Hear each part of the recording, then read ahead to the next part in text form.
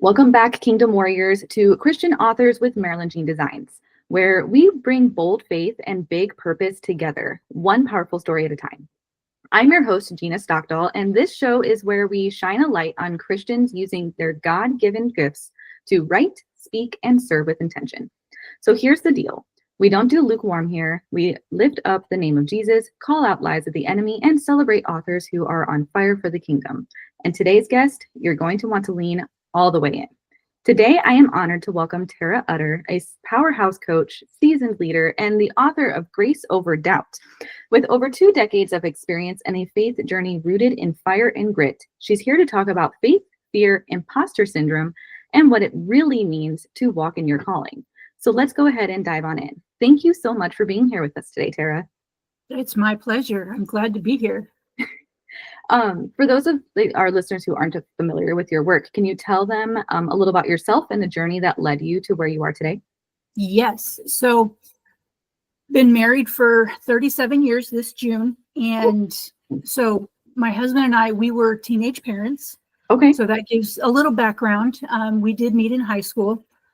We started our faith journey after we had both of our girls. And so we were about 22. And we're way beyond that now. So just a few years. But that's kind of where it all started. And so to kind of wrap it all, I'm a life and business coach, consultant, working on my PhD. My journey has been, we've been in the ministry, in and out of leadership. Sure. For over 30 years. And that has shaped who I am. That has deepened faith and values and all of the above, because, that's that many years of digging into the scriptures all the time. Yes. On a daily basis. Yes. Almost. Mm-hmm. It creates a voice within you that, you really can know when you're not doing something right, I call it pinging. I feel like the Holy Spirit pinging in the back of my brain when that happens. Yeah. It's interesting. So my journey has led me to merge my passions. And from a young girl, my very first book was about a little boy with autism. And it was the first book I read cover to cover. Okay. And I was so proud of that. And I'm like, I'm going to be a psychologist one day. And then I get to high school and, school, I don't want to be here. Have no desire to be here. To be a doctor, that's going to take me another 10 years. Forget this. I'm out. Ended up pregnant anyway. So I was out. Sure. So get it. When the girls were old enough, late junior high school, I decided to go back to school. Okay. And at first it was just animal sciences. Let's start easy. And so I did that for a while, realized Colorado, I'm never going to pay back any student loans because I cannot get paid enough. Sure. So it's very saturated. And so I went back to school, got my degree in business, and started working retail. Hated that, but then moved to Washington for a little while, then was asked to move to Hawaii to lead a ministry. So my husband and I looked at each other and we went, cloudy Washington, right? Rainy, dreary, or Hawaii. The kids coming over whenever they want and no privacy, or could be out on the beach. It's a tough call. We're selling everything. Yeah. Yeah. Total side note, I went to Hawaii last year and I completely understand your choice. So we lived on Oahu in Honolulu for about a year and then over on the Big Island for 2. And it was amazing. Both places. It didn't matter where. It was amazing. So kind of backtrack a little bit. So during all of the courses I was taking with my master's degree, I started learning and digging into myself a little bit more, which Some of the classes were based on coaching and whatnot. So, okay. And I went to Grand Canyon, which is a Christian university, or I'm still going, which I love because I could use all of my ministry experience and go, this is why. Yeah. And so, going through all of that, I started to recognize, you know what, I've been struggling with this for a lot longer than I realize, but I don't know what it is. So it was finally about 5-6 years ago that I was in one of my classes and it came up and I was like, it was in one of the coaching classes. And so in that, I just kept going back over it. I kept being drawn back to that. And I'm like, all right, God, I hear you. I hear you. You don't have to knock me over the head with it, right, like usual. But, and so, I finally had a name to what I'd been dealing with, but I didn't really understand it to the fullest. So, as I researched and read and prayed and meditated and all of the things we're supposed to be doing, it eventually led me to the creation of Grace Over Doubt. So that's kind of where it started. I personally love that, actually. I'm gonna have to pick your brain later on about your experience in Hawaii because I didn't want to ever come back to Nor did I. But I can completely relate on, how you had one thought of how your life was going to go, and God was like, "No, by the way, that's absolutely not what's going to happen."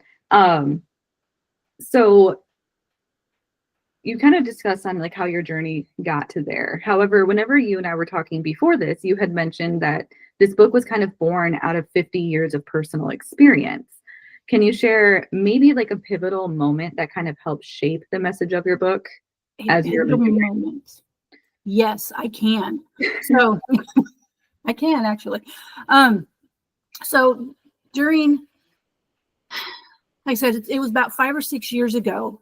We had moved to the East Coast. Not loving it.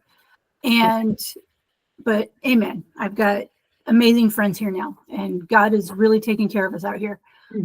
But I prefer Colorado, honestly, or Hawaii, But it was a very challenging and emotional time just before we had moved here. And, like I was saying, one of my classes was focusing on coaching and consulting.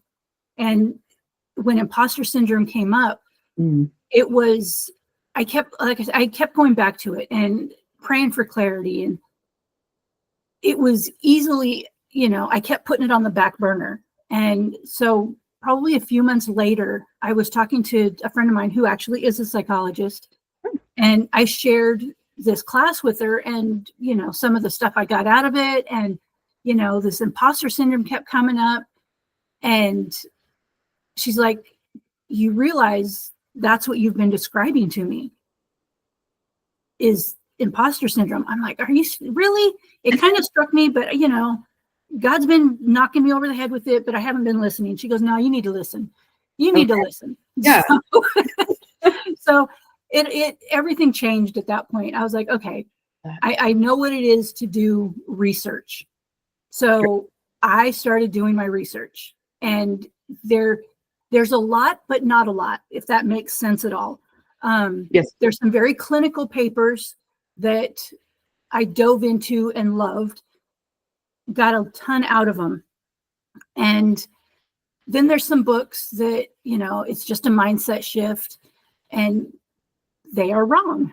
And these clinical papers were like very, very grounding for me. And so all of that research, I kept, writing my little notes and all of this stuff. And it started to get a little more intense. And a little more intense. And I had to dig a little deeper, and so writing the book was really cathartic. So, writing a little bit at a time, I was able to share what I was learning, in my journals with my husband, with my friend. Yeah. And, she's like, you need to dig in some more and lean into this. She goes, because I would give her my journal and say, this is what I've come up with. And she's Sure. like, you need to make a book. You need to write a book. She goes, you have more information here than I was aware of. Oh, wow. She goes, I didn't know some of this stuff. She's more into the neuroscience. Sure. So not as much this stuff. So, and I'm non-clinical, she's clinical. Okay. So she was like, this is amazing. And we've had some just phenomenal conversations about it.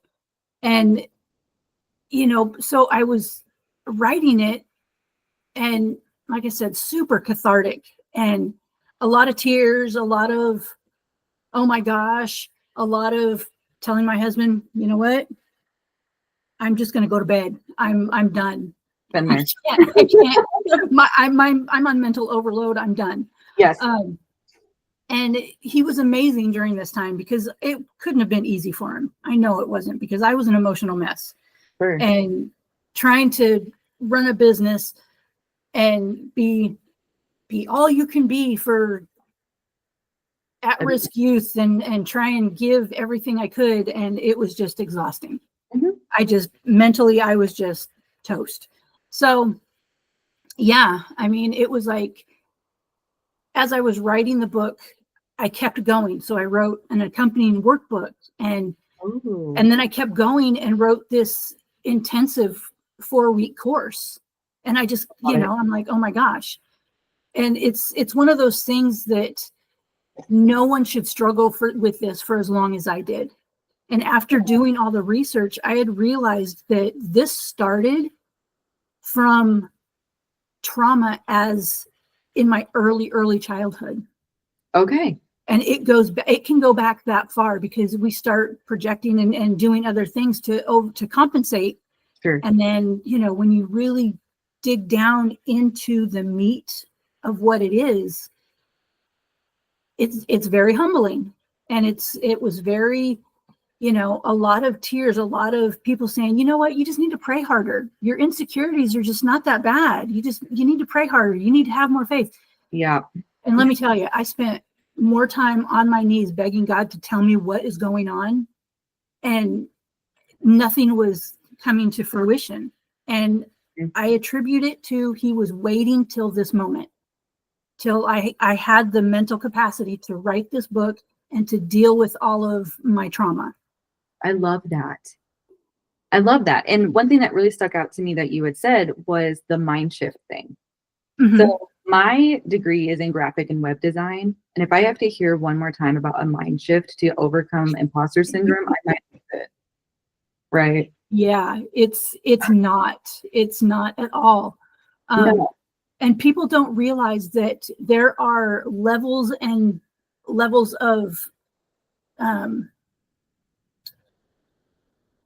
severities to imposter syndrome. And so just a little brief, you've got your everyday imposter syndrome, which is, bringing a new baby home, getting a new job. Once you settle in, you're good, you're fine. And then there's an overarching everyday feeling like a total fraud, which is where I lied. That was my stomping ground. And it didn't matter what I did, didn't matter what I accomplished. It was always in the back of that inner mean girl was always yelling at me. You're not good enough. They're just going to blow you off.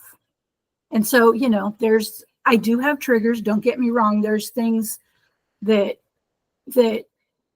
will come up that pull me back into that, but it's something that I recognize now, and I can go, okay, time to cope, time to put those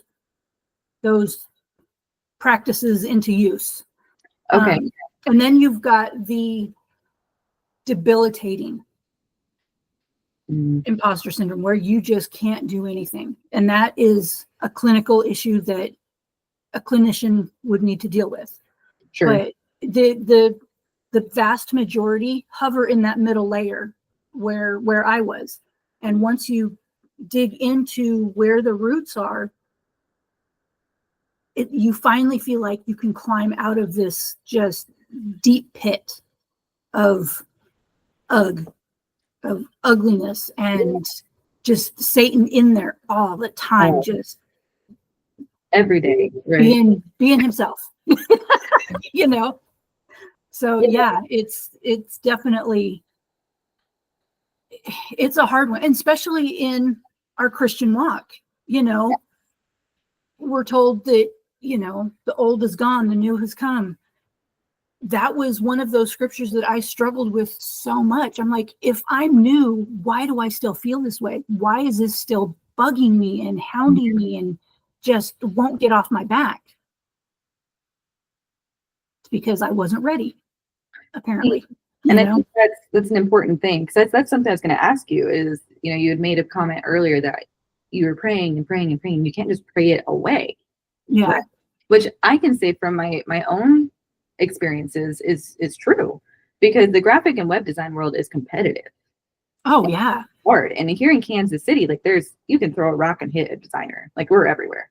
And so I was like, I don't know how I'm going to do this. Like, well, I don't know if this is a good enough choice for me to make a living, right? And so my question to you is like, why do you think that this message is especially important to those of us who are in the Christian professional circles?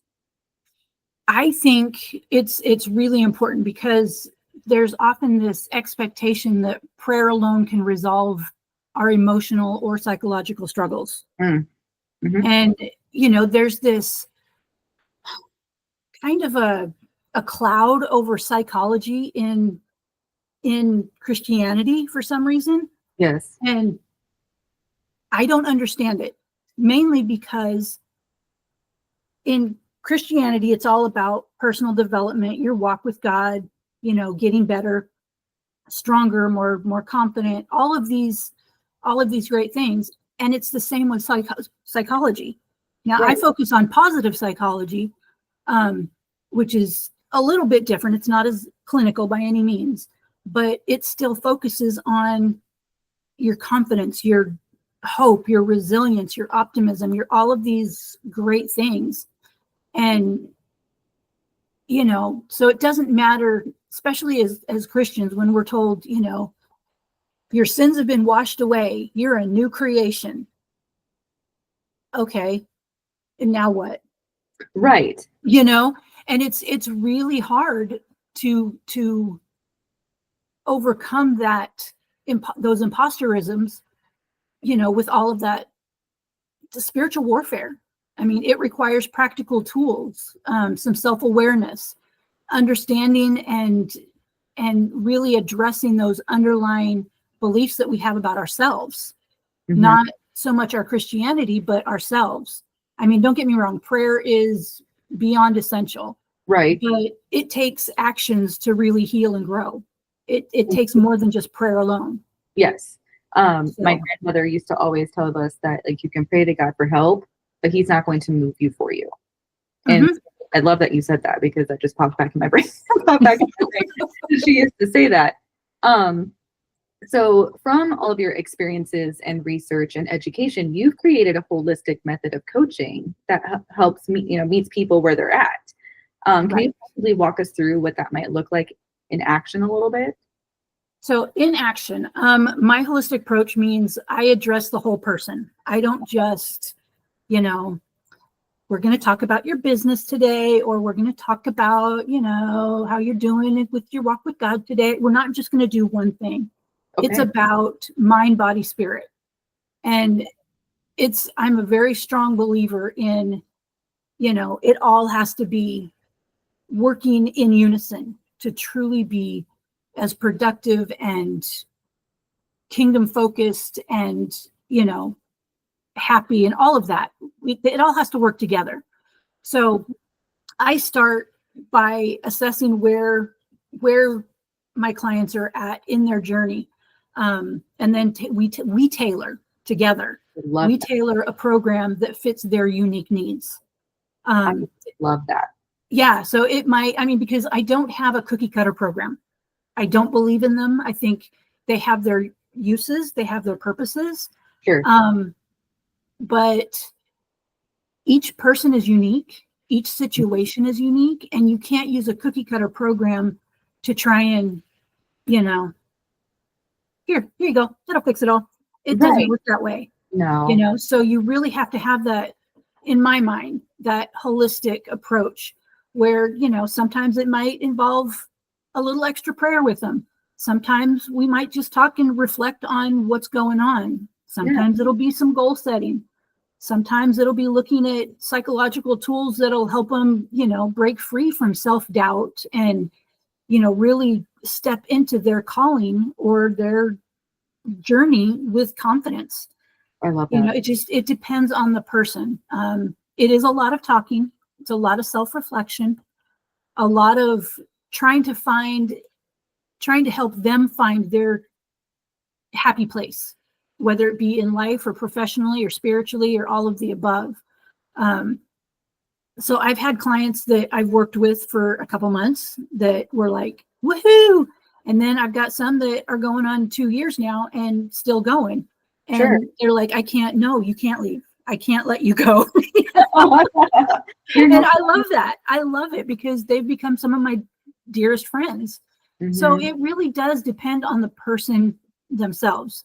Sure. Like I said, everyone has unique needs and unique goals. So there is no cookie cutter that is going to one-stop shop.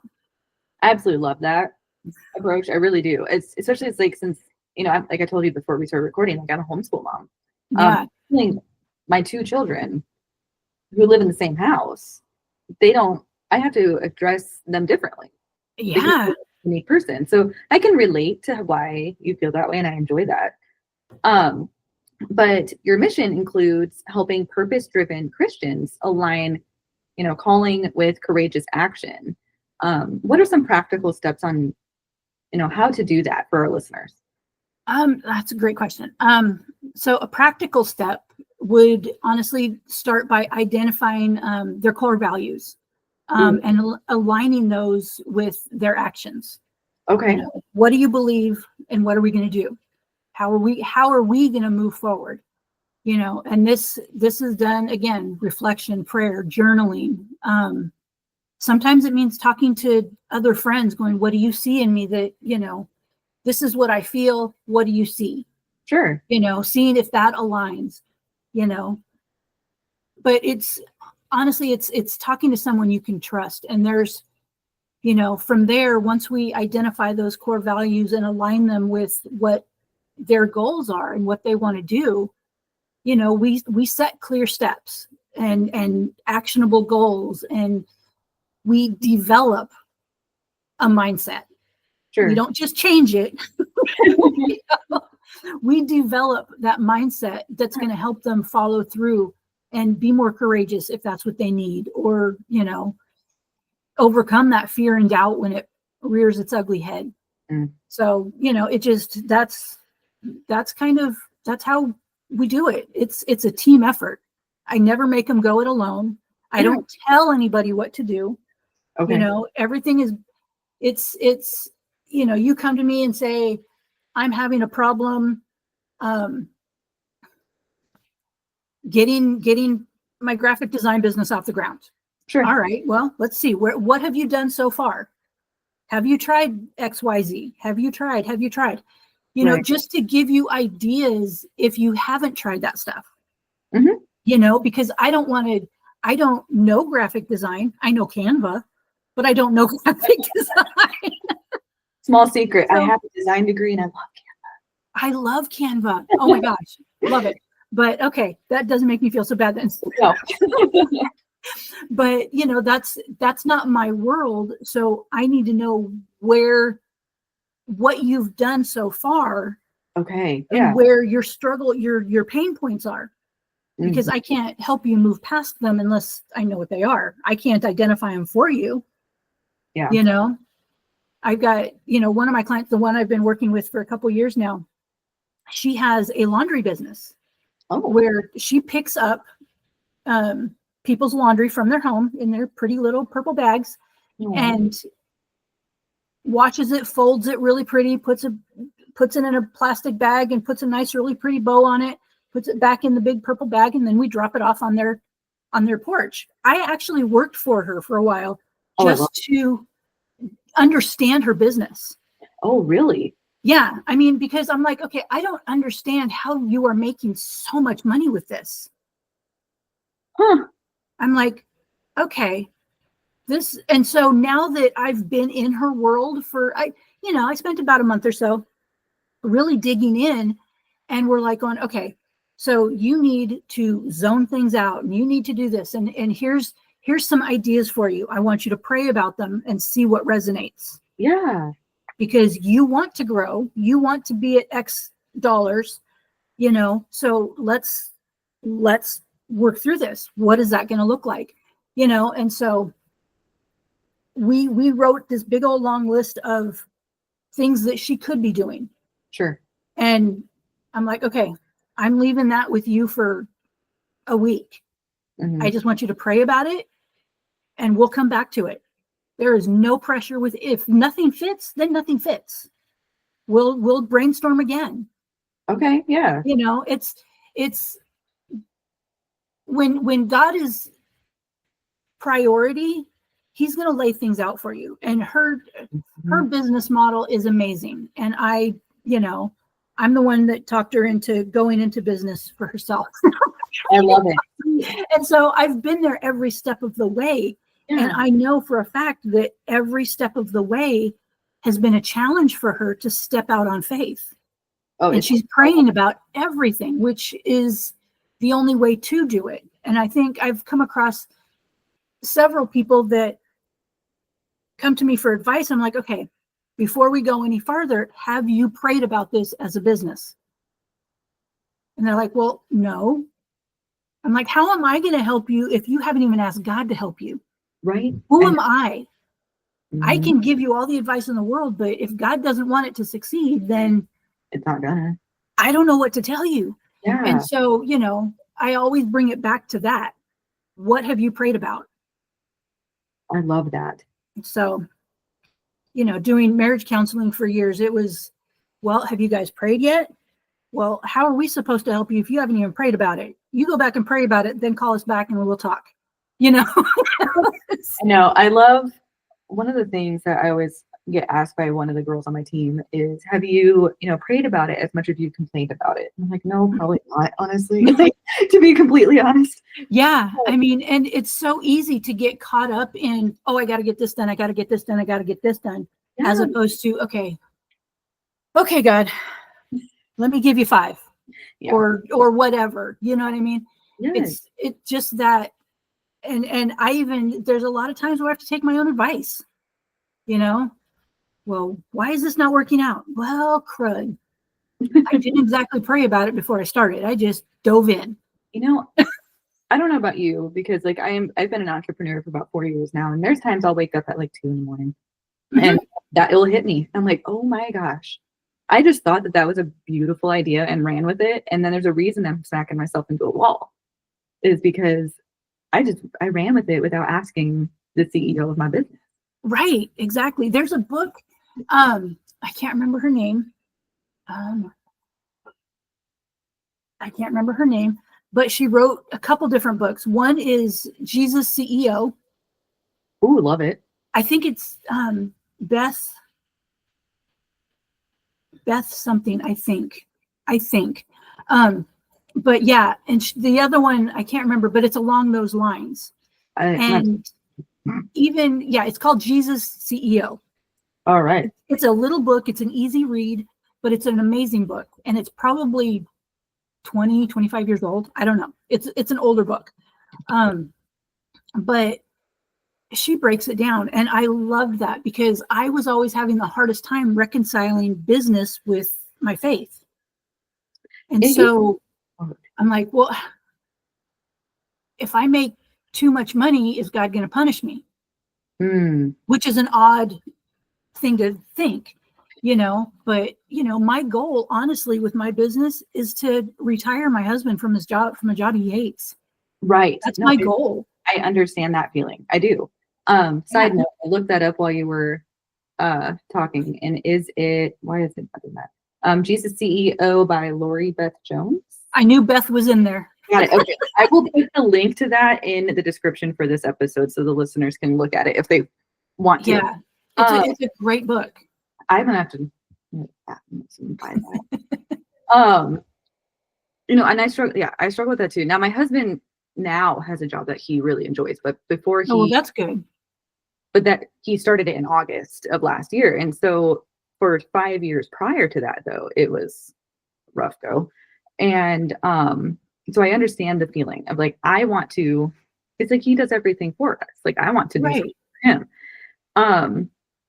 And the one thing that I also love that you pointed out is it's hard as a Christian entrepreneur because like we want to make more money. We want to be successful. We want to, more and more things. But then at what point are we making our business an idol? Or what point are we focusing too much on the wrong things? Right. Which I absolutely love that you point that out because I try to be cognitive of that. With everything that you're doing, you are working on a new coaching program and a book around developing psychological strengths and the grit as a Christian entrepreneur. And as we've talked about, there's a lot of grit that comes with doing that. What can you share about your upcoming project? So I can share because it's still in the works. I've gotten through the introduction and I'm in chapter 1. Okay. But I'm working on this in conjunction with writing my dissertation. So it's a little on the slow side. I get it. But it's all about building our psychological strengths from psychological capital, which is your hope, your resilience, your optimism, and your self-confidence or self-efficacy. And then grit is actually your passion and your perseverance. So all of those, I'm creating a manual that, I want people to be able to go back to it year after year and go, oh yeah, because the biblical principles still stand. Okay, yeah. And the psychological principles still stand. I want this to have weight. It's not something that I just want to throw a book together on this because I could have done that. With all the stuff I took out of my dissertation, I still have it. Right. If I need to throw it back in, but I have wheelbarrows full of research I could put in there. But it's helping entrepreneurs develop these principles of faith and strengthening their mindset, because not a single one of these attributes, the hope, resilience, optimism, we're not born with those. No. They are developed, and some more than others. But when they work as a whole, they are so much stronger.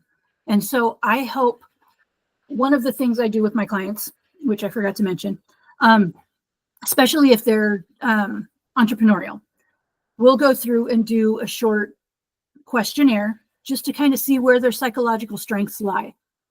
Are they more optimistic than they are hopeful, or are they more resilient than they are confident? Just to kind of see which areas we need to work on. Sure. And further develop and strengthen. And that leads to just a stronger all around, that emotional intelligence. You're not just book smart. It leads to that mind, body, spirit. I love that. It's a whole, it's a journey. It's a whole faith journey. And so it's going to be a manual that is going to align,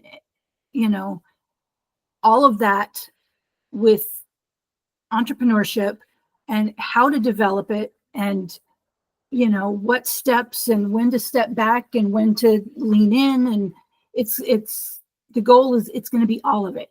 Like I said, I want it to be a manual that you can go back to year after year. You're gonna have to keep me posted on this. I will definitely. Another thing that you shared with me is that you're also working on like a women's series based on the book of Ruth. What was your heart behind creating that series? So this is actually funny. Okay. Because we have a women's group that every month we get together and we pull a little envelope out, and it's an invitation to study my life. And it can be any woman in the Bible, whether they're named or not. Okay. And so this was the first month, and this is like our third month. And this month I got Ruth. Ooh. And with all of them, I always go to ChatGPT going, okay, what can you tell me? Now, Ruth is one of my favorite books, and I know the story backwards and forwards, and it's just one of my favorites. So just out of curiosity, what can you tell me? And where the other ones I got, it gave me a big old long explanation because they weren't named women. And so it went into more detail, gave me more scriptures to look at. I mean, it was really cool. Sure. So it gave me this little bitty paragraph about probably 3 sentences on Ruth. And I'm like, that's it? 3 but sentences? Yeah, I was like, that's odd. Okay. But at the bottom, you know how it gives you those prompts? Do you want me to? Yes. Yeah. And so it asked me, do you want me to see how this aligns with your research? And so I kind of looked at it and I was like, you know what? Let's see where it goes. Sure. Yeah. Why not? Why not?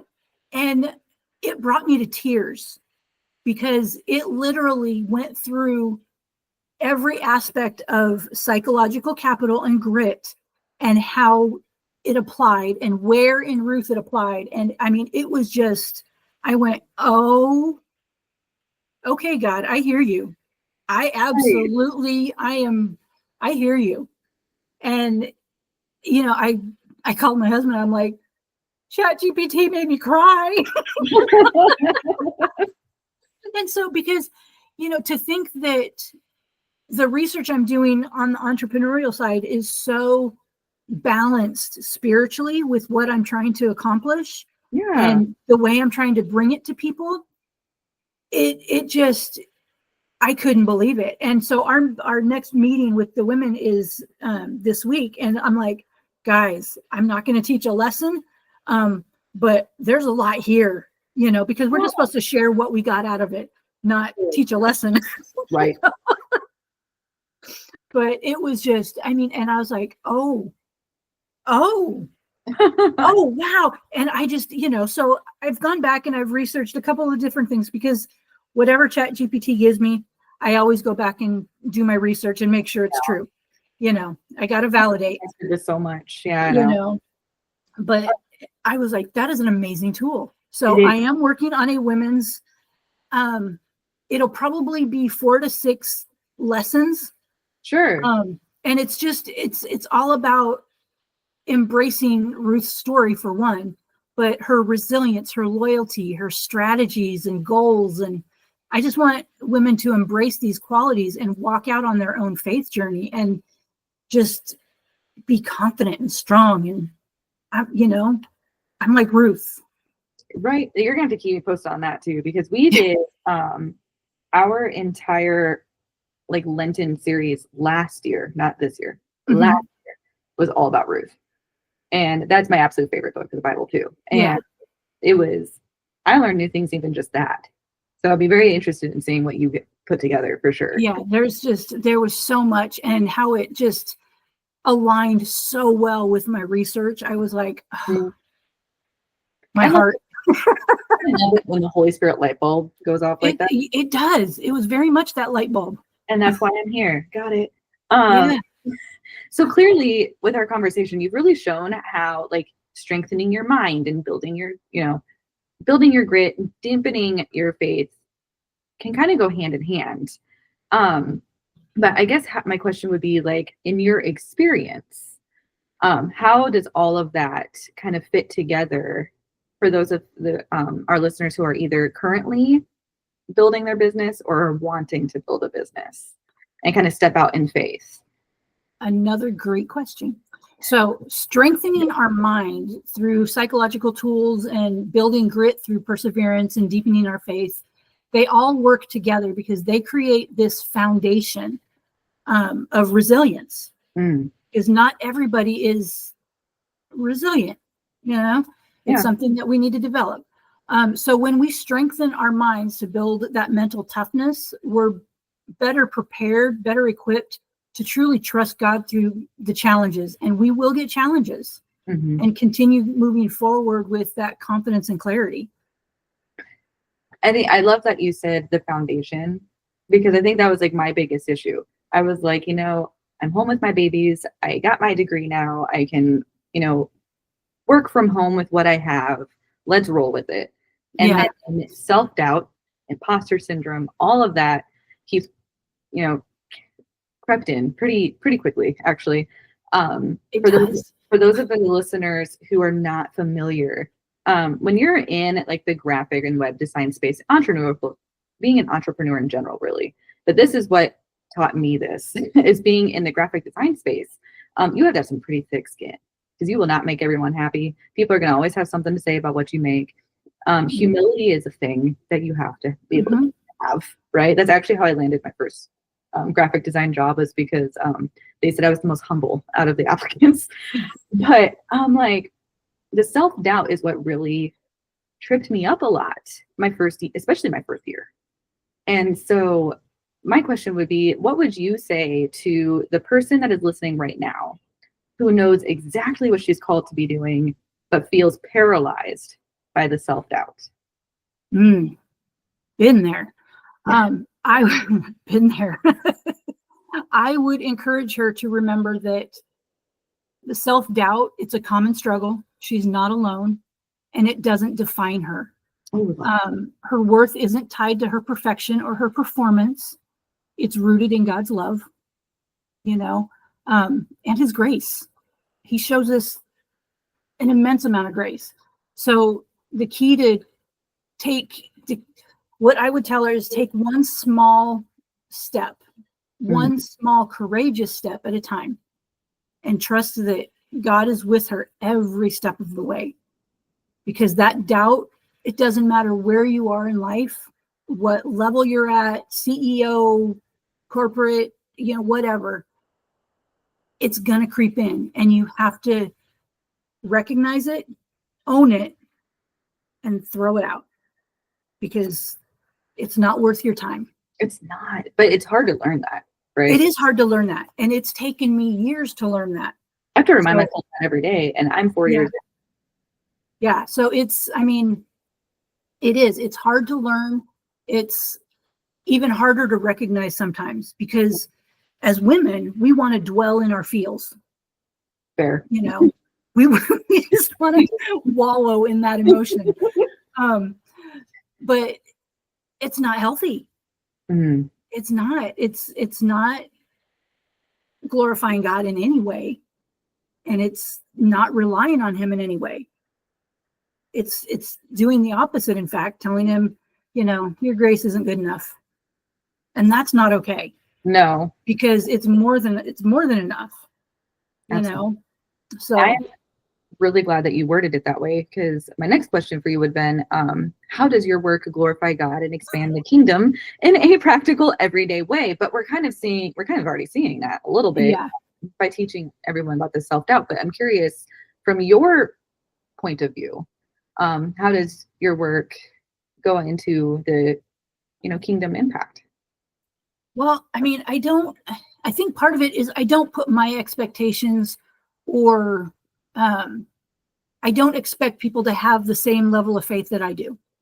Ooh, fair.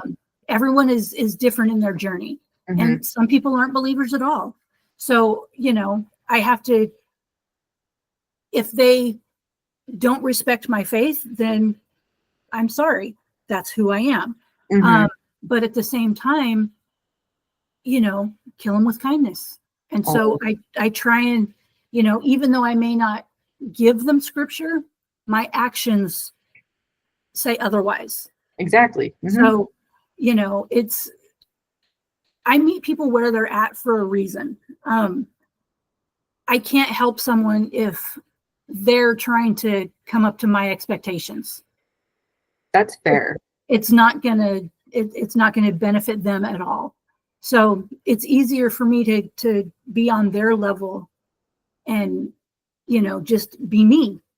Yeah. And let my faith show, as opposed to constantly tell them that, because that doesn't always work. I think that's beautiful. It rarely works. Well, yeah. We're moms. That. So, I aim to empower people to live with confidence and integrity and purpose, and just make that positive difference in, in their families, in their communities, in their workplaces. My husband and I do a lot of volunteer work, and we go into areas that are ultra religious, but at the same time, gang ridden. And so having that balance where, okay, we can't be this religious people going in spouting off scriptures. Yeah. They won't respect us. Right. So we have to come in and, be chill. Right. I get it. You have to have Yeah. space to what you're doing, Yeah. For our listeners who want to grab a copy of your book, Grace Over Doubt, or to connect with you for your coaching or future resources, where can they go for those things? They can go 2 places. 2 places. I'll have all the links in the description also, guys. Okay, great. So the book and the workbook are both on Amazon, and they're both of the same name. Just one says workbook and journal, and the other one is just the book. Okay. And they're both also available on my website, which is necinspires.com. Perfect. And that has all of my programs, and they can send me questions and connect with me there directly, and I will get back to them usually within about 24 hours. Perfect. Before we wrap up, what is one final piece of encouragement that you'd like to leave our Christian author community? Ooh, I love that. My final piece of encouragement is to trust that your story matters. I had to fight with that. That was the beginning of my story. I didn't think it mattered enough. So whether you're writing a book, whether you're coaching, whether you're sharing your experience with somebody, sharing your faith with somebody, God is using you to make a difference. So keep walking in faith and don't let self-doubt hold you back from fulfilling whatever God has you, what your calling is from God. Your story matters. I love it. And your story does, like everyone's story does matter. And you're right. That's hard to understand, but God gave you that story for a reason. Right? Yeah, exactly. And, He created your path for you to walk long before we knew what our path was. Exactly. Well, I don't know about you guys, but I am walking away from this conversation completely fired up and full of faith. Terra, thank you for bringing the raw, real truth and reminding us that God's grace is not just a safety net, but it's also our launch pad. Yeah, I'm happy to have been here. This was awesome. To all of you sharing this. Yeah, we're going to have you back on. This is super fun. But to all of you guys that are listening, I want you to hear this. You were not created to live small, stuck, or silenced. You were created to rise up, speak out, and walk boldly in the purpose God has given your soul. If this episode has blessed you, please be sure to subscribe, leave a review, and share it with your brothers and sisters in Christ who also need a reminder that grace will always win. Until next time, keep writing, keep rising, and keep making Jesus known.